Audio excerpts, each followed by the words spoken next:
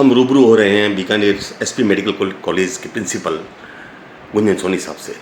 सोनी साहब, आप इतनी ज़बरदस्त व्यवस्थाओं में लगे हुए हैं और आपकी व्यवस्थाएं नो डाउट बढ़िया भी हैं, और आपने अपने आयाम में आपके अपने कार्यकाल के अंदर बहुत ज़बरदस्त व्यवस्था कर रखी है। उसके लिए सर आपको सबसे पहले से साधुवाद। और अपनी सर सेवाओं में से हर शनिवार की सेवाएं भी आप सर वहाँ गंगाशहर में दे रहे हैं, सर साधुवाद है उसके लिए।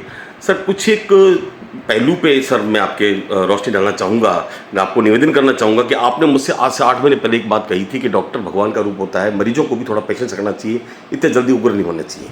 आपकी बात 100% सही है सर, इसमें कोई दो राय नहीं है, होना भी चाहिए। मगर कुछ एक बातें ऐसी है जो आपके संज्ञान में नहीं है सर, वो संज्ञान में लाने के लिए सर आज मैं स्पेशली आया हूँ। आज से 5 दिन पहले एक विकलांग बंदा, 68% विकलांग बंदा, 64 वर्षीय विकलांग बंदा आपके न्यूरोलॉजिस्ट के अंदर गया सर, और वो 1.5 घंटे लाइन में लगने के बाद डॉक्टर को बोला कि सर ऐसा है, मेरे बच्चे की जो डॉक्टर अपने जो कुगना साहब से दवाई चल रही है पिछले साल भर से, कुगना साहब ने साल भर पहले उस बच्चे को देखा हॉस्पिटल के बाहर आके कि वाकई घर वहाँ लाने लायक नहीं है, ठीक है सर। तो सिसोदिया जी ने कहा कि नहीं मैं कुछ नहीं कर सकता, उन्होंने पर्ची वापस कर दी। उसने कहा सर मैं 68% विकलांग हूँ, मेरा बेटा बिस्तर पर है, और होली की छुट्टियों के अंदर मैं 6 महीने की पर्ची लेके आया था, और सर ये 6 महीने की पर्चियाँ वो उसकी होली की छुट्टी, ये जो क्या कि होली धमाल चलती है उसमें गिर गई। बाहर नर्सिंग स्टाफ ने भी सहयोग किया और कहा कि सर ये बहुत पुराना पेशेंट है, लेके जाता है, अपने बच्चे की दवाई लेके जाता है आदमी ने। उन्होंने मना कर दिया कि मैं नहीं देता। फिर तिबारा फिर 1.5 घंटा लाइन में लग के फिर उसको रिक्वेस्ट की डॉक्टर सिसोदिया साहब को कि सर इस तरह की बात है, तो उनका दिया मेरी मैडम से लिखवा के लाओ। कोई 1 नंबर रूम में मैडम बैठी थी, मैडम नहीं थी, वहाँ मिस्टर दिनेश सोडी साहब बैठे हुए थे। तो सोडी साहब से उन्होंने अपने पीए को भेजा, सोडी साहब खुद उठे, सिसोदिया साहब को बोला कि सिसोदिया साहब ये सीनियर बंदा है, इसको साहब लिख के दीजिए, रिपीट दवाई लिखवा रहे जैसे घर में नहीं लिखवाता है। उनका कि मैं तो नहीं लिखवाता, उनको बोलो ले आओ कि सब इतनी गर्मी में 35 डिग्री सेल्सियस में बच्चे को कैसे लेके आए, जो कि बच्चा 24 घंटे इसी में पड़ा रहता है, उसकी स्थिति बहुत माड़ी है सर, 27 साल का बच्चा है। बहुत रिक्वेस्ट की, नहीं माने, आखिर बोले ऐसा करो मेरे घर ले आओ, कोई बात नहीं ठंडक में ले आओ।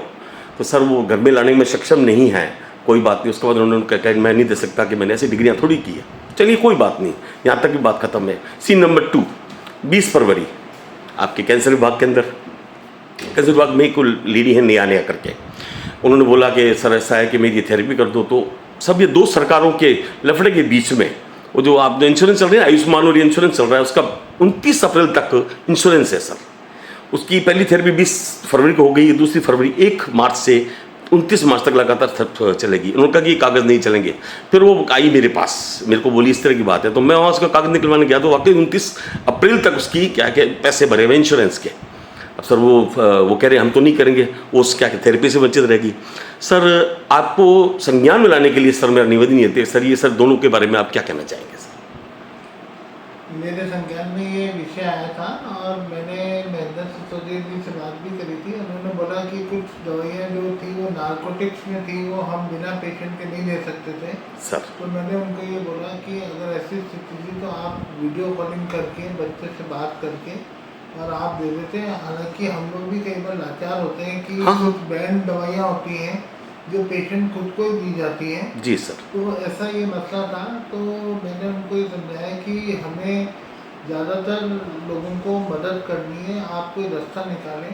डॉक्टर महेंद्र सिसोदिया भी सही थे क्योंकि वो प्रतिबंधित दवाइयाँ थी तो वो रिलेटिव्स को नहीं दे सकते थे। तो मैंने उनको बोला कि वीडियो रिकॉर्डिंग आप वीडियो कॉल करके कर सकते थे आगे से।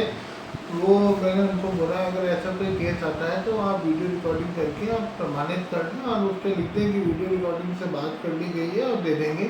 क्योंकि कई बार ऐसा केस आ जाता है जिसमें कि डॉक्टर को भी लापरवाही का हर्जाना भुगतना पड़ता है, कई बार जेल भी हो जाती है। बिल्कुल पता है मेरे को तो जी सर। ये जो कानूनी मसले होते हैं इसमें कोशिश ये की जाती है कि कानून के दायरे में रहकर ही मरीजों की सेवा की जाए, क्योंकि कुछ दवाइयाँ जो बैंड हैं प्रतिबंधित हैं उसको हम भी नहीं ले सकते हैं और हम किसी अनजान व्यक्ति को भी नहीं दे सकते। ये संज्ञान में लेके आया गया था मेरे पास और मैंने इसका ये रास्ता निकाला कि अगर आप पुराना पर्चा लेके आते हैं या कोई आइडेंटिटी लेके आते हैं तो इसमें मदद की जाएगी। हमारा जो ध्येय है वो 100% लोगों को राहत पहुंचाना है और उसमें मैं तो ये मानता हूँ कि जो रोगी है वो भगवान का रूप है, हम लोग इनडायरेक्टली भगवान की सेवा ही कर रहे होते हैं। बहुत अच्छी बात की सर आपने। और दूसरी बात यह है कि हमारा हमने जो सेवा का जो धर्म अपनाया है, हमें खुशी होती है कि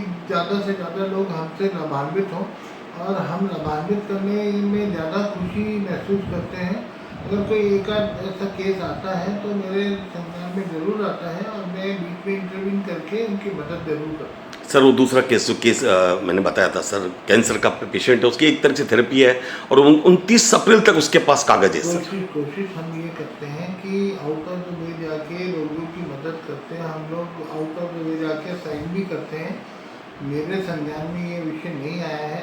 ये महेंद्र सिसोदिया वाला केस मेरे संज्ञान में आया था, तो मैंने उसमें तुरंत उनको फ़ोन करके मगर उनका सर बेरूडली बात करना, क्योंकि पति पत्नी बेटा तीनों विकलांग है सर, और सर ऐसी स्थिति में ना तो हॉस्पिटल लेके आ सकते हैं, ना उनके घर ले जा सकते हैं, ना उनको फीस दे सकते हैं। नहीं, मैं ना तो फीस देने के लिए बोल रहा हूँ, मैं तो बस उनको महेंद्र सिसोदिया जी को ये समझाया कि अगर ऐसा केस आता है तो आप वीडियो कॉल करके वीडियो रिकॉर्ड कर लीजिए कि आपके प्रूफ रहेगा, और उसमें अगर मान लो कोई पुलिस कार्रवाई होती है या कुछ होता है तो आपके रिकॉर्ड रहेगा। बिल्कुल सर। क्योंकि ऐसा है कि प्रतिबंधित दवाइयों के ऊपर सरकार भी बहुत सख्त है और हमारा प्रशासन भी बहुत सख्त है। बिल्कुल सर। क्योंकि आए दिन हम देखते हैं कि हॉस्पिटल में जो प्रतिबंधित दवाइयाँ हैं उसकी नर्सिंग स्टाफ या अटेंडेंट उसकी चोरी करता है, जी तो सर। हम पकड़ते भी हैं। आज ही हमने एक ऐसा केस पकड़ा है, तो हमारे को ये इसके लिए थोड़ा सा जो कानून है उससे हम परे नहीं जा सकते हैं, लेकिन इसका रास्ता निकालना जरूरी है। हमने निकाल लिया। Bikaner principal SP medical college के प्रिंसिपल साहब ने इस बात को चुटला दिया है कि हम सिर्फ पैसा नहीं कमाते, मरीजों की सेवा भी करते हैं। मैं अपने सहयोगी के साथ के कुमार आहूजा, बीकानेर फ्रंटियर, बीकानेर।